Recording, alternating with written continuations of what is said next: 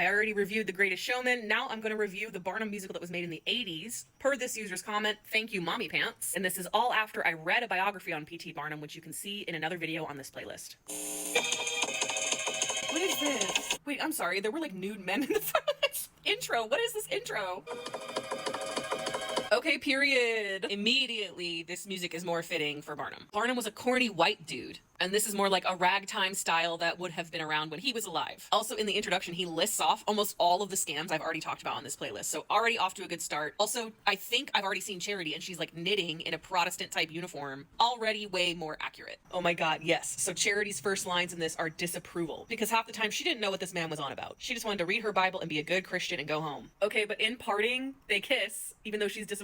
Barnum is quoted to have said, "I've never kissed a lady and I don't plan on starting now." He was pretty puritanical about sex in general. The first song is about him being a humbug and a liar and selling lies to the public. I'm into this. Way more accurate than The Greatest Showman, which was a great musical but was hardly about P.T. Barnum. They're even accurate to the name that Barnum went by. Actually calls him Tail, or Taylor. Oh god. Joyce Heth is in this musical. I don't really know how I feel about her being like in on jokes. She was a total victim in this scenario. I mean, he purchased her, for God's sake. So Joyce has a musical number, and honestly, it's a banger. I don't know how to feel about her representation in this, and I don't think I'm the best person to comment on it. It is true that Joyce went along with Barnum's lie, but did she have a choice? Like, on one hand, I'm glad that Joyce is mentioned. On the other hand, again, I just don't think I'm the right person to be like dissecting this. I feel weird about it. That's where I'll end it. I'm watching the 1986 version on YouTube, and the woman who plays Joyce can sing, though, I'll tell you that. Okay, now they're kind of framing it like Chariot was on his butt 24/7, and that she was the beast he really needed to train. Give me a break. This man did whatever he wanted 365 days of the year. They're kind of making it seem like Charity was in on making the museum good. I don't think she cared. I don't even know if she believed in him. The book doesn't really go into that, so I can't comment too much, but I don't think this happened. It's also accurate that Barnum was highly critical of Charity for the first, 10 to 12 years of their marriage. And then at the 14-year mark, he started to be like, dang, she's really held me down. She's had some good ideas and she's been right about a lot. I got pretty emotional when the first museum burns down in this musical, just because I know the gravity of what was lost as far as live animals. This is probably the first major disparity though. Charity didn't come up with the idea for a circus accidentally, and Barnum did not go into the circus business when the first fire happened. He immediately built a second museum. All right, so Charles Stratton is also in this musical, and Barnum does meet him when he was a child. However, Charles's dad is the one who seeks Barnum out in this musical. That did not happen. Barnum absolutely sought out Charles Stratton. Why is adult Charles Stratton not played by a little person? They made the guards at Buckingham Palace perform on stilts to make General Tom Thumb seem like a little person. What if you just hired a little person?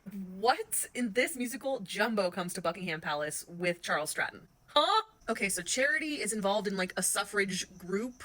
I did not read about this in the book, so I don't know if that's true or not. But I will say Barnum took part in many intellectual clubs during his day, all of which women were a part of. So he did surround himself with smart women and was not threatened by them and listened to them. But in this musical, the tour to England was Charity's idea. That's definitely not true. And Barnum absolutely did not leave her in charge of the tour, whatever that means, while he was gone. While he was away from New York, Barnum let a hometown friend of his named Fordyce Hitchcock run his affairs. Hitchcock was prone to mental breakdowns, so eventually he was replaced. Interesting. So in this musical, Jenny Lind can't speak English, and again, I don't know if that's true or not. They didn't mention it in the book I read. I thought she spoke English. There was never a language barrier mentioned. Oh, brother! This musical does it too! Jenny Lind was not interested in Barnum! It's the exact opposite. When Jenny was 31, she married a 21-year-old. So when she first came to America, Barnum was 10 years older than her. And she ended up marrying someone who was 10 years younger than her. Oh, give me a break. Now there's a musical number about how he's being so limited by Charity and he's just a man.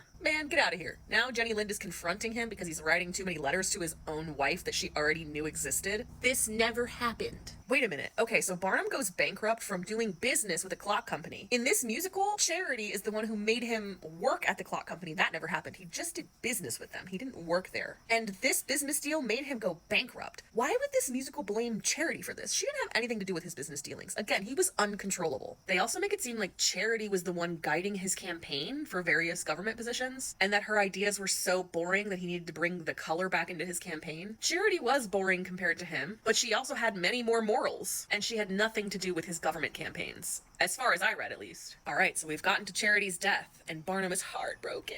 When in reality, Barnum didn't even leave England when his wife died. And in secret, 13 weeks later, he would marry a Nancy Fish, who he had been emotionally cheating on Charity with for years already. All right, I finally finished. Overall, I think this musical is a more accurate portrayal of the timeline of Barnum's life. I do still think it's fairly inaccurate, especially the portrayal of Charity and Jenny Lind, and Joyce Heth and Charles Stratton, I guess. But at least these things are kind of mentioned in this musical, whereas The Greatest Showman is just like, why did they even attach P.T. Barnum's name to this? I'll also say that The Greatest Showman was very obviously written to be a film, and Barnum the musical was very obviously written for the stage. They're super different and not easy to compare. And if I'm putting accuracy aside, I think I liked Greatest Showman better, not gonna lie.